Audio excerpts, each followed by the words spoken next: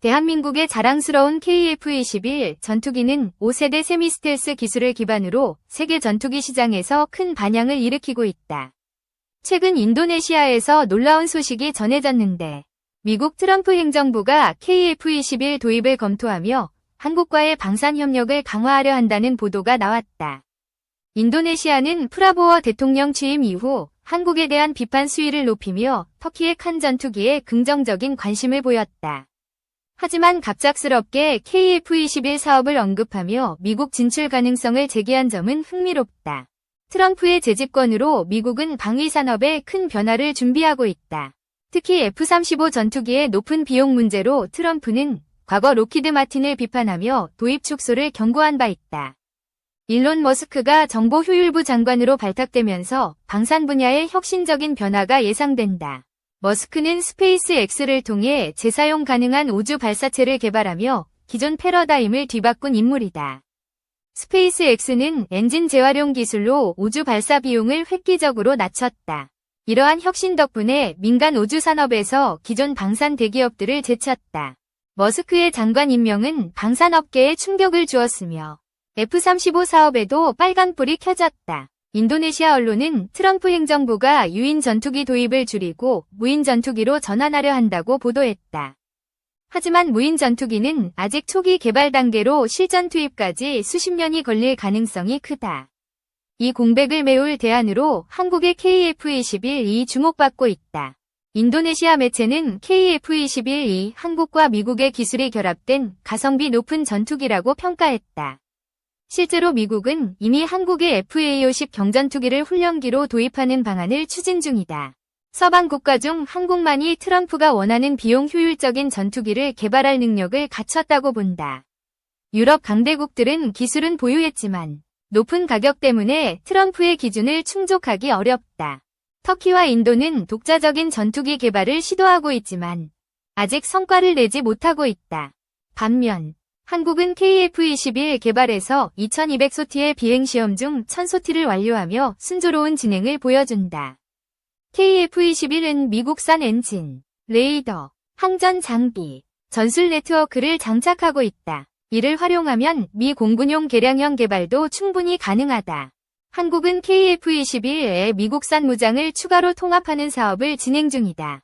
이는 F-35를 부분적으로 대체할 기술적 조건을 갖추고 있음을 보여준다.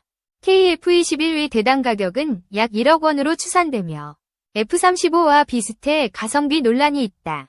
하지만 F-35도 개발 초기에는 대당 2,500억 원을 넘었고 대량 도입 시 KF-21의 가격은 700에서 800억 원으로 낮아질 전망이다. 트럼프와 머스크는 바이든 정부의 F-35 대량 도입 정책을 비판하며 불필요한 전력까지 F-35로 대체하는 것을 반대한다. 최전방 침투용 F-35는 인정하지만 후방 전력까지 고가의 F-35로 채우는 것은 낭비라고 본다. 미 공군은 과거 하이로우 전력 구성으로 효율적인 공군력을 유지했다. 하지만 로키드 마틴의 영향으로 모든 전투기를 F-35로 통일하려 하며 운영 비용이 급증하는 악순환에 빠졌다. 트럼프는 3,000대 이상의 F-35를 운용하면 매년 수백조 원의 유지비가 든다고 경고했다. 이를 해결하기 위해 한국과의 협력을 강화하려는 움직임이 보인다. 트럼프는 한국의 조선산업과 협력해 가성비 높은 해군력을 구축하겠다는 계획도 밝혔다. 이러한 협력이 항공산업으로 확장되며 KF-21에 대한 관심이 커지고 있다. 인도네시아는 KF-21 개발에 적극 참여해야 국익에 도움이 될 것이라고 주장한다. 프라보어 정부는 KF-21 사업 지속 필요성을 검토하는 특별위원회를 구성했다. 한국은 인도네시아의 개발비 축소로 새로운 파트너를 물색 중이다. 미국이 간접적으로라도 참여하면 KF-21의 수출 시장에서의 인지도가 크게 높아질 것이다. 터키는 인도네시아를 칸 전투기 사업에 끌어들이려 하지만 칸은 아직 초기 단계로 KF-21과 비교하기 어렵다. 인도네시아 언론도 한국과의 협력이 더 나은 선택이라고 인식한다. 만약 KF-21이 미국과 협상에서 성공한다면 한국과 인도네시아의 관계에서 주도권이 명확해질 것이다. 트럼프는 주변국의 관세 폭탄을 경고하며 한국을 전략적 파트너로 주목한다. 캐나다는 미국과의 갈등 심화로 군사무기 의존도를 낮추려 한다. 캐나다 매체는 미국이 핵심 장비를 통제하며 캐나다를 인질로 만든다고 비판했다. 캐나다의 신형 구축함 사업은 미국의 이지스 시스템 도입으로 비용이 260억 달러에서 800억 달러로 급증했다. 이를 두고 캐나다 내에서는 사기 프로젝트라는 비판이 나온다. 이런 상황에서 캐나다는 한국을 새로운 방산 파트너로 주목한다. 특히 60조 원 규모의 신형 잠수함 교체 사업에서 한국의 KSS-3 잠수함이 유력 후보로 떠오른다. 나토 회원국들은 트럼프의 미국에 대한 의존도를 줄이기 위해 한국과 협력을 모색한다. 한국 방산 대표단은 캐나다의 자주포, 훈련기, 잠수함 등을 제안하며 안정적인 공급망을 약속했다. 하나오션은 KSS-3 잠수함이 캐나다의 요구를 충족하며 6년 내 인도 가능하다고 밝혔다. KSS-3는 3주 이상 자만과 7,000리 항속거리를 자랑해 북극 작전에 적합하다. 한국은 캐나다에 온보드 기술 접근 권한을 제공하며 정비시설도 캐나다에 설립할 계획이다. 이는 미국 무기 시스템과 차별화된 강점이다. 유럽 국가들은 이미 한국의 빠른 납품과 효율성으로 무기 공급을 의뢰하고 있다. 폴란드는 100억 달러 이상의 한국산 자주포, 전차, 미사일을 도입하며 현지 공장을 설립했다. 캐나다의 신형 잠수함 사업에서 KSS-3는 경제성과 성능 면에서 경쟁력 있다. 대당 8,500억 원으로 미국의 버지니아급이나 프랑스의 바라쿠다급보다 저렴하다. 캐나다는 60조 원 예산으로 최대 12척의 KSS-3를 도입할 수 있다.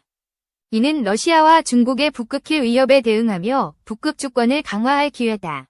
KSS-3는 3주 이상 자만과 13,000km 항속거리로 북극 작전에서 독립적인 감시와 억지력을 제공한다. 이는 기존 빅토리아급 잠수함의 단점을 극복한다. 대한민국은 세계 방산 시장에서 없어선 안 될 존재로 자리 잡았다. 유럽에서는 러시아의 위협으로 안보 위기가 고조되며 한국과의 협력이 필수로 여겨진다. 우크라이나 전쟁은 트럼프의 당선으로 곧 끝날 가능성이 크다. 미국의 군사 지원 중단으로 젤렌스키는 평화협정을 받아들일 수밖에 없는 상황이다. 하지만 이는 나토 결속력 약화와 러시아의 추가 도발 가능성을 드러냈다. 전문가들은 러시아가 향후 10년 내 유럽 국가를 침공할 여력을 회복할 것으로 본다. 덴마크 국방정보국은 러시아가 나토의 약화 시 6개월 내 국지전, 2년 내 지역 전쟁, 5년 내 대규모 공격을 감행할 수 있다고 경고했다. 이는 국가기관의 공식 분석이다. 유럽 국가들은 5년 내 국방력을 재건해야 하지만 자체 기술과 생산력 부족으로 어려움을 겪는다. 프랑스와 독일조차 군축 영향으로 10년 이상 걸릴 전망이다. 폴란드는 한국과의 방산 협력으로 빠르게 첨단 무기를 도입했다. K9 자주포, K2 전차, 천무 미사일은 조기 납품되며 폴란드의 국방력을 강화했다. 폴란드는 내년 K9 전량을 인도받고 K2 2차 계약을 체결할 계획이다. 슬로바키아도 폴란드산 KEPR 도입에 관심을 보이며 한국 무기의 위상을 보여준다. 유럽 국가들은 폴란드 사례를 보며 한국과의 협력을 적극 검토한다. 과거 프랑스와 독일의 정치적 영향으로 한국 진출이 어려웠지만 이제는 상황이 달라졌다. 나토의 불확실성에 지친 발트 3국은 폴란드와 함께 한국 무기로 재무장하며 새로운 군사동맹을 제안한다. 이는 러시아 위협에 대비한 각자 도생 전략이다. 유럽은 2027년까지 1229조 원 규모의 방위비를 책정하며 한국에 상당한 예산이 집중될 전망이다. 폴란드의 성공 사례는 한국 방산의 성장 가능성을 보여준다. 대한민국은 현무-5와 현무-6 미사일 개발로 세계 군사 선진국의 주목을 받는다. 현무-6은 미군의 미니트맨 3를 기준으로 한 장거리 ICBM으로 설계된다. 30년 전만 해도 한국의 ICBM 개발은 불가능해 보였지만 이제는 7,000km 이상 사거리를 달성하며 중국 전역을 타격할 수 있는 무기가 현실화되고 있다. 국방과학연구소는 현무 미사일 전력을 세계 최강 수준으로 키우기 위해 노력 중이다. 현재 한국은 6,000발 이상의 현무 미사일을 보유한 것으로 추정된다.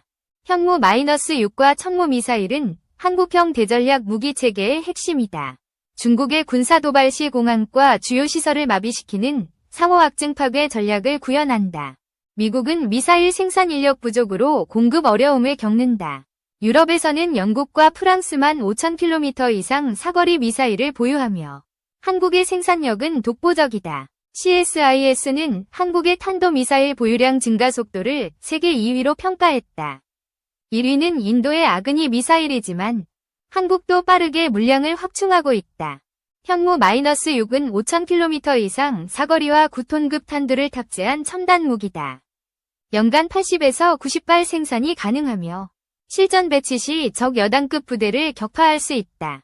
핵무기는 사용의 위험성 때문에 실제 전쟁 억제력이 제한적이다. 반면 한국의 현무 미사일은 비핵 정밀 타격으로 핵급 위력을 내며 실질적 대응력을 갖춘다. 현무 미사일은 합동 교전 능력으로 다수 표적을 동시 추적하고 정밀 타격한다. 위성 기반 탐지와 컨테이너형 발사대로 기동성과 생존성이 높아졌다. 현무-6은 전략 핵무기급 화력을 보유하며 천무 로켓이 이를 보조한다. 이 조합은 적의 초기 진입을 차단하며 전쟁 승패를 결정짓는 핵심 요소다. 한국은 현무 미사일을 서해 지역에 배치해 초기형 현무-2를 대체할 계획이다. 현무-6의 성공은 한국을 ICBM 기술 보유국으로 격상시킬 것이다. 현무 미사일은 핵무기 없이도 확전 우세를 달성할 최적의 재래식 무기다. 다단 로켓 기술로 ICBM 전용 가능성을 열어두며 전략적 유연성을 확보했다. 대한민국의 방산 기술은 세계 안보 환경에서 점점 더 중요한 역할을 맡는다. KF-21, KSS-3 현무 미사일은 한국을 글로벌 방산 강국으로 자리매김시켰다.